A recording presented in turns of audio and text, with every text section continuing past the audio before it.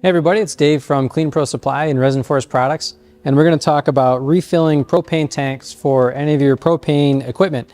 In this case, we have a Lavina concrete grinder in the picture, but the same thing is going to apply to any vapor tank that you're going to use with an engine, whether it's a burnisher, a grinder, a floor scraper, anything that's powered by propane using a vapor tank.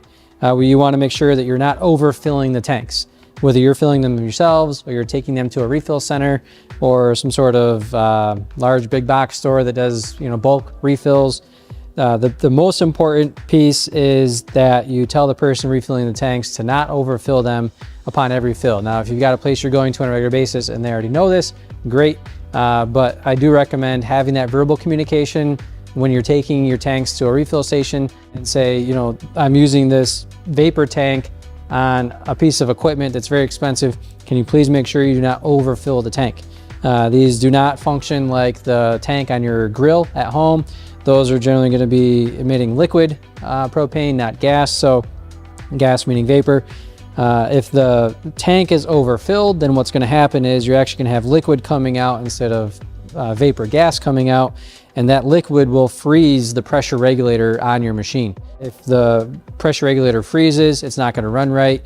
It can damage the internal components of your pressure regulator, and you may be okay as far as when it thaws, maybe it'll go back to normal. But in most cases, from what I've seen with my own experience on job sites and my own equipment, and then also contractors' equipment, and then equipment that we fix for other contractors, once that regulator freezes, if it freezes really, really bad, the internal components are damaged and you have to buy a new pressure regulator.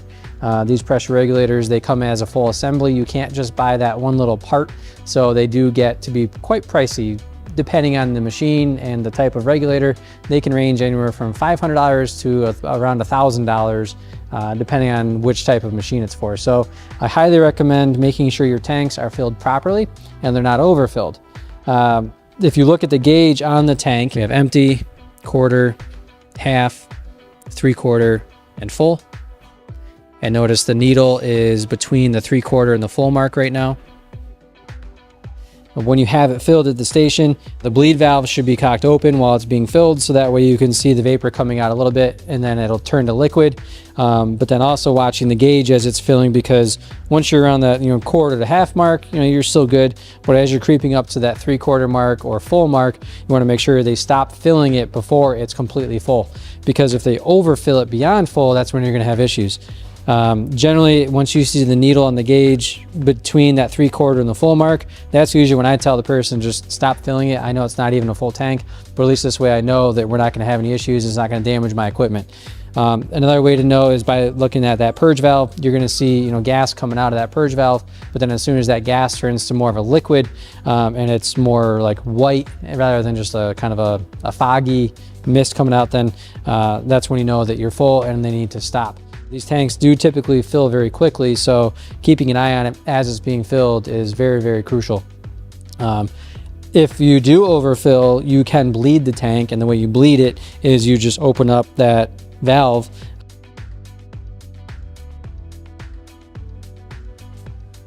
It'll basically just bleed. Make sure you do that outside. You don't want to have any danger with fire risk or any of that. So make sure you're doing that in a nice, well-ventilated open area outdoors and not near anything that's going to cause any flame or combustion.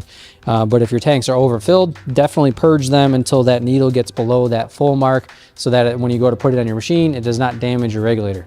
If you're running your machine and you're trying to figure out, okay, my machine's not running funny, it's kind of boggy, it's spittering and sputtering, or maybe it won't even start, what's going on? Or maybe it was running and then it shut off, what's going on? There's two things that could cause, there's many things that could cause that, but the first two things I'm going to look at are going to be the connection. Make sure that my connection between the hose and the tank is on tight, especially if I just change tanks and I go to put the new one on and nothing's working. Just make sure that's all the way on, because when you go to tighten this, if this little nipple is not fully depressed on both the hose and the tank, you're not going to have gas transmission between the two. The next thing is on your pressure regulator behind your grinder. Every machine, it's located in a different area. On this machine, it's right behind the engine. It's a little red box. If that has frost on it and it's literally just covered in ice or frost, that means your regulator froze and you need to wait for it to thaw out. Stop using the machine, turn off your propane, turn off everything, and just wait. Don't try to heat it up with a heating gun or anything. Just literally let it wait or let it thaw out naturally. Once it's fully thawed and you no longer have frost on your regulator, then go ahead and try starting it back up. If it runs great, you're good. However, if you're still having issues, then before you try to do anything, if you're not experienced in fixing these, give us a call or call your local Lavina shop or anyone else who can service the equipment properly. And there's a couple of little tricks you can do to compress a plunger. This is the plunger here on top of the red box, part of the regulator. Sometimes that works, sometimes it doesn't. But at that point, you don't want to cause further damage. If you don't know what you're doing, just call someone who does. And we're happy to help you anytime here at Clean Pro Supply. Or if you have another dealer that you're working with or whatever, give them a shout too, wherever you got the machine from, whatever works. But the biggest thing is if that regulator freezes, that froze because your tank was overfilled. And of course, we want to minimize that risk.